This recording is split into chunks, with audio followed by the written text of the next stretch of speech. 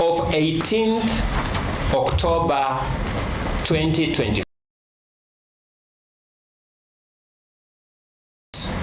as a deliberate scheme to defeat of the principles and values of good governance I have alluded to: transparency, accountability, procedural fairness, and public participation. Who did these violations? We are also here to call people to account. Who did it? Between the time we left Senate around midnight, between the time Senate closed business around midnight of 7 October 2024, and the time we woke up to the presidential communique of 18th October 2024, in that night, the Bishop Oginde-led Ethics and Anti-Corruption Commission is documented in the President's memorandum to have received, processed, and given a clearance to Honorable Kindiki. That night.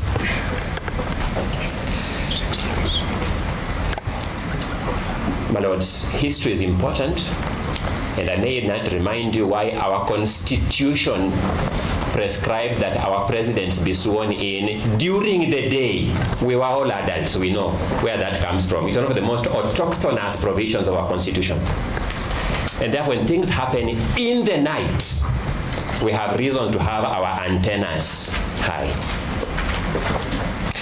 Between the time Senate rose on the night of 17th October 2024 and the time we woke up in the morning of 18th October 2024 to the President's communication to the National Assembly, we were told that the IEBC, which we now know is not properly constituted, has no commissioners, had purportedly cleared Honorable Kithure Kindiki in the night.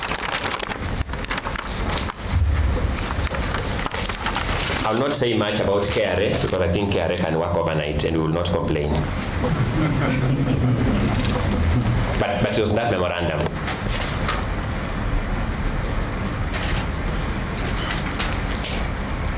The other culprit was the President himself. The President of the Republic of Kenya undertook these clearances overnight, and in the morning had a clear, proofread memorandum. Exceptional efficiency, we celebrate that. To Parliament. Then the National Assembly itself. Now this is curious. The National Assembly itself had called a sitting prior to the resolution of the Senate. The sitting was called prior to the resolution of the Senate.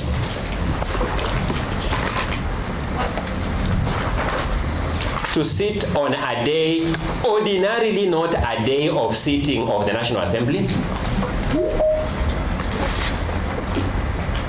to process a resolution of Senate it had anticipated, the removal of a deputy president from office, and processing clearance or approval of another deputy president.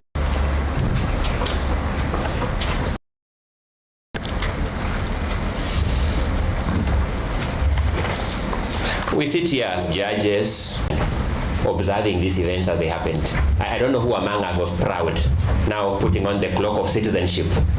We have a judiciary of Honorable Richard Mwongo that arrested this process in its tracks to give in the far corners of Ongoya.